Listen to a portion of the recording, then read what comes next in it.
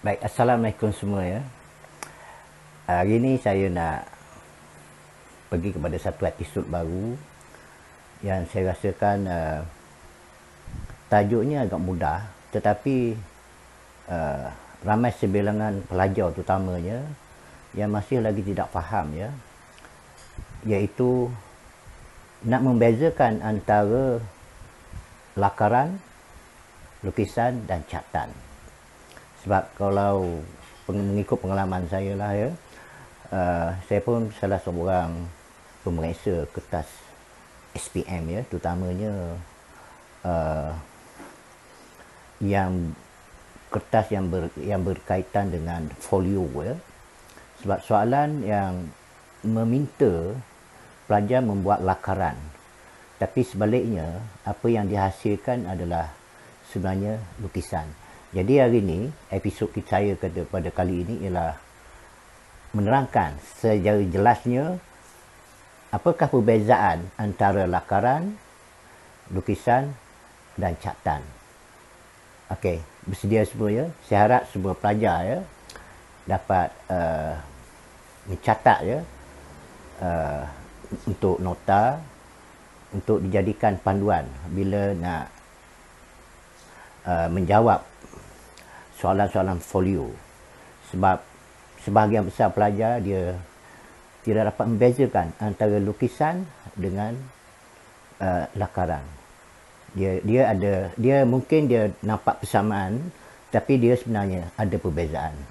Jadi jom kita buat tutorial sekejap ya. Okey.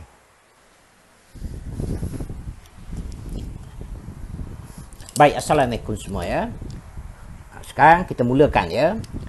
Bagaimana kita nak membezakan tiga tajuk ini ya, tiga perkara ini, iaitu nak membezakan lakaran, lukisan dan catatan. Okey. Tiga benda ni ada berkaitan dengan kerja-kerja melukis. Biasanya pelukis dia akan buat lakaran. Daripada lakaran dia akan pergi kepada lukisan, dan daripada lukisan dia akan pindah kepada catatan. Sebab itulah biasanya pelukis-pelukis ini dia mempunyai satu buku lakaran ya lah, dipanggil buku lakaran karya. Dia pergi satu tempat, dia melakar, dia melihat, okey, dia menyelidik, dia meneliti, dia merekod semua dalam betul-betul lakaran. Kadang-kadang nak menguatkan lagi apa ni, dari segi image dia tangkap gambar apa semua. Tapi inilah proses dia nak melukis. Kita melakar, kita melukis dan kita membuat catatan ya, membuat catatan ya. Tapi ada juga ya, setengah tu dia hanya berkisar kepada lukisan sahaja. Artinya dia lakar, dia dilukis, lepas tu dia siap lukisan, tapi dia tidak masuk, tidak pergi kepada catatan. Tapi bagaimana kita nak membezakan? Okey, jadi tajuk ini sebenarnya sangat sesuai kepada para pelajar yang akan menghadapi peperiksaan SPM ya, terutamanya yang ambil pendidikan seni visual. Dan kita tahu dia kena menyediakan satu buku folio ya, untuk sebab satu buku folio ataupun kerja khusus dia. Jadi perkara-perkara ini sebenarnya sangat berkaitan dengan kerja-kerja untuk buku folio. Okey, baik. Jadi saya selaku bekas guru, okey, dan juga bekas pensyarah yang banyak mengajar tentang perkara ini, dan saya juga adalah salah seorang ya pemeriksa untuk kertas folio ya, untuk buku folio para pelajar yang ambil SPM. Dan kebanyakan pelajarnya dia tidak dapat membezakan antara lakaran, lukisan. Dua benda ni. Yang ini okey. Okey. Dia pelajar dia faham. Tapi bila tiba bab ni dia tak jadi. Sebab biasa dalam buku folio ada arahan-arahan mengatakan bahawa melakar sesuatu, okey, melakar apa-apa idea, kita buat lakaran idea. Okey. Jadi hari ini saya akan cuba menjelaskan bagaimana nak membezakan antara lakaran, lukisan dan catatan, ya. Lakaran, lukisan dan catatan. Okey. Baik, lakaran dari segi bahasa dia bermaksud satu ciri garisan-garisan cadangan yang dilakar secara bebas, ya, bagi mendapatkan form ataupun image yang dikehendaki. Dan lakaran ni sebenarnya adalah mainan garisan-garisan, ya, mainan garisan-garisan. Sebab tu dia panggil cadangan garisan, ya. Okey. Kita cuba tengok, ya. Baik, katakanlah saya ambil satu image, ya. Katakanlah kita nak buat bulatan, ya, okey. Sebelum kita melukis bulatan, kita buat lakaran bulatan dulu. Jadi lakaran bulatan ialah ini dia. Okey. Ini dia panggil lakaran bulatan, ya. Okey. Biasa pelajar kalau nak suruh buat bulatan ni, biasa dia ambil ini, dia tekap, ya. Okey. Tak boleh. Jangan. Ini lain, ya. Kita buat lakaran dulu. Sebab biasanya pelajar ni dia nak tepat, ya. Tepat. Kalau bulat tu bulat betul-betul, tepat, sempurna, ya. Tak payah. Okey, lakaran ni ialah biasanya pelajar ni kalau dia buat bulatan, dia akan jadi gini. Bulat. Kalau dia kata tak jadi bulat ni. Ini dia panggil lakaran. Kalau tak jadi, biasa pelajar dia padam, ya. Dia padam. Jadi lakaran ni kita jangan padam garisan dia, ya. Kita betulkan balik. Kita betulkan balik, ya. Kita betulkan. Okey. Jadi sekarang ni apa yang kita betulkan ini dia panggil lakaran. Okey. Ini banyak garisan ni. Ini dipanggil garisan cadangan. Ini dipanggil garisan-garisan cadangan yang banyak ni. Faham? Artinya, kesalahan-kesalahan yang terdapat pada lakaran ni, kita dapat perhatikan dia. Kalau kita nak buat bulat ni, kalau dah disengit, ni tak betul ni, kita betulkan balik. Kita betulkan balik. Okey. Ini dipanggil lakaran. Jadi lakaran ini bermaksud satu siri garisan cadangan. Okey. Satu siri garisan cadangan untuk kita mencari form yang kita hendaki, form ataupun bentuk yang kita hendaki. Ini dia, ingat pelajar, ya. Ini dia lakaran. Ini contoh lakaran. Banyak garisan. Jangan guna satu garisan sahaja. Ini dia panggil garisan linear. Ini garisan linear. Linear ni dia satu kesan garisan tu satu bentuk sahaja, ya. Okey. Okey. Ini dia panggil kita nak buat 4 segi, ya. Okey, kita nak lukis rupa orang. Okey, kita buat dulu. Okey, kat mana mata duduk, dekat mana hidung, dekat mana mulut, okey. Dekat mana telinga. Ini dipanggil lakaran, ya. Okey. Ini dia panggil lakaran. Artinya lakaran ni kita tak bagi detail dia. Kita tak bagi detail. Kat mana gelap, kat mana cerah, kita tak buat lagi. Faham? Tetapi apabila kita nak jadikan sebagai lukisan daripada lakaran ini, kita tahu bahawa ini adalah garisan yang kita pilih daripada banyak garisan ni. Ini panggil. Jadi garisan inilah kita perelokkan, ya.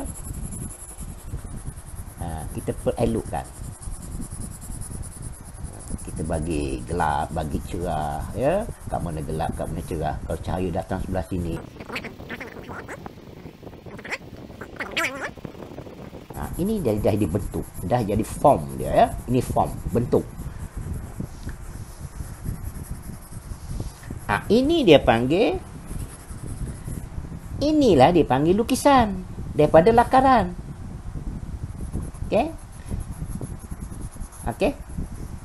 Dah dapat elok lukisan apa ni, bentuk yang kita nak, kita pergi elokkan, barulah kita padam garisan yang kita tak nak ni. Okey. Ini dia panggil lukisan. Jadi lukisan bermula daripada lakaran. Begitu.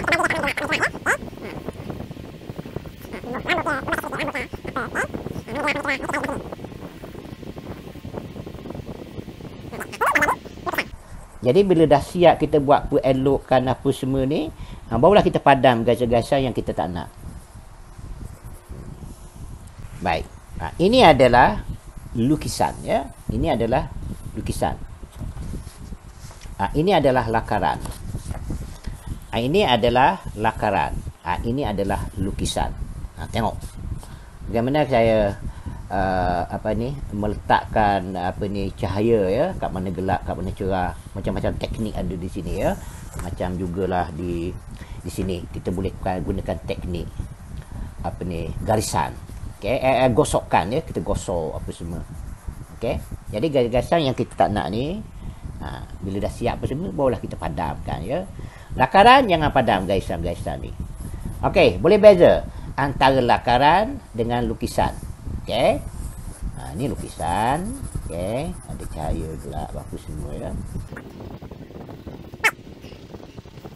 Baik, daripada lukisan ini, okey. Daripada lukisan ini, apabila kita warnakan, okey, katakanlah ni bulatan, ya. Apabila kita warnakan, ya,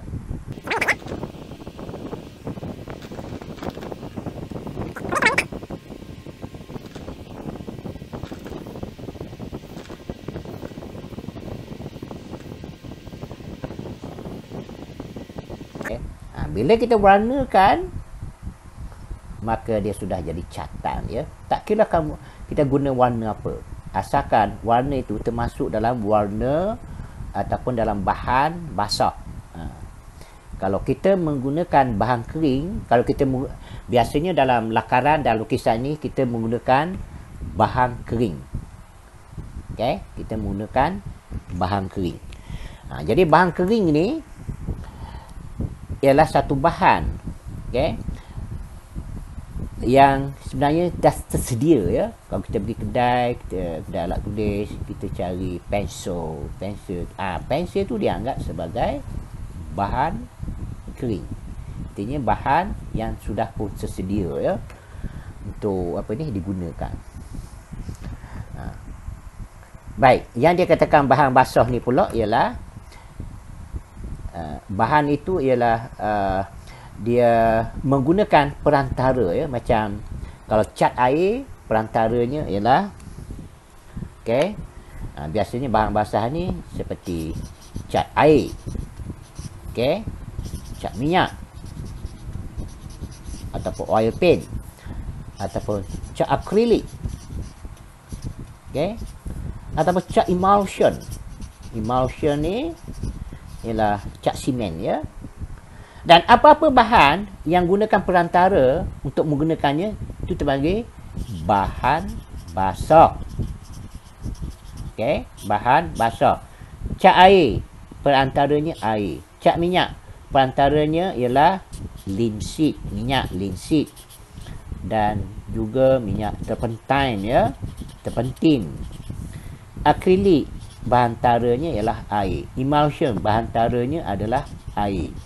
Okey, bahantara ni ialah benda yang boleh digaul, dia mix, ya. Kalau kita nak campurkan merah dengan biru, mana kita kena ada air untuk campurkan dia, okey. Untuk mix dia, okey. Ini dia panggil bahan basah. Tetapi dalam lakaran dan lukisan ini, biasanya dia menggunakan bahan kering. Okey, bahan kering. Apa dia bahan kering? Antaranya ialah pensel, pen, ballpoint, apa lagi? Charcoal. Cakul ni ialah arang ya. Okey.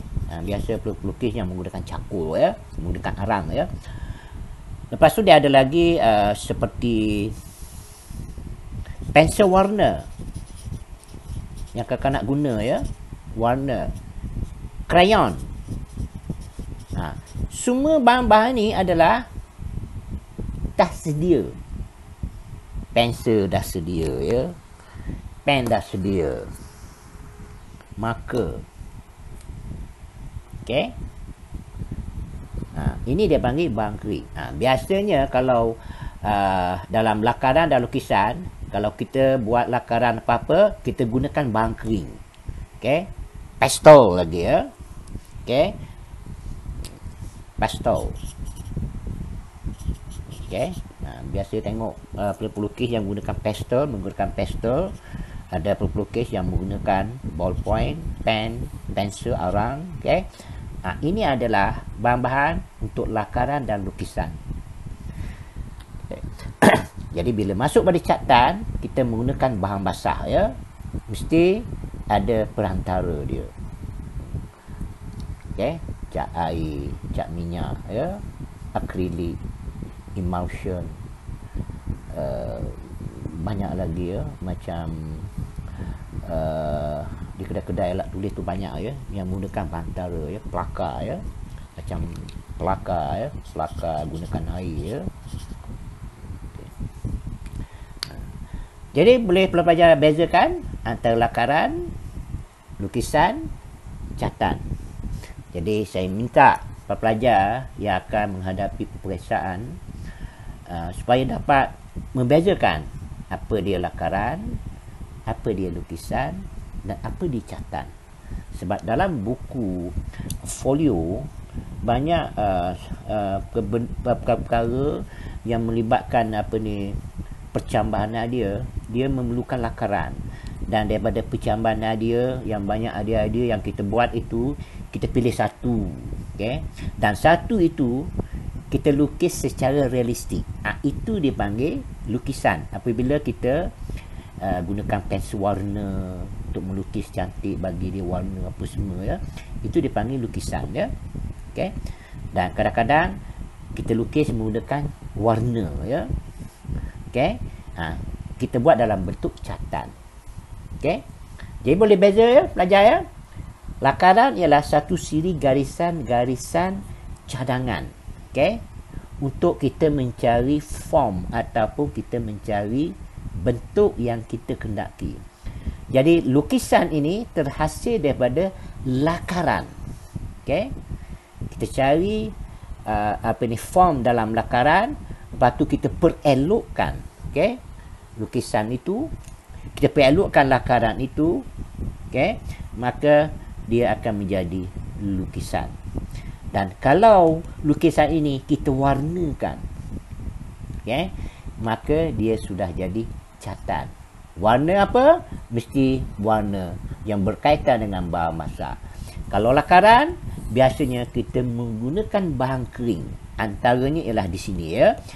Jadi saya harap para pelajar bermula dari sekarang faham ya, apa dia lakaran, apa dia lukisan, dan apa dia catatan. Okey, sekian, terima kasih. Semoga kita berjumpa lagi ya. Assalamualaikum warahmatullahi wabarakatuh.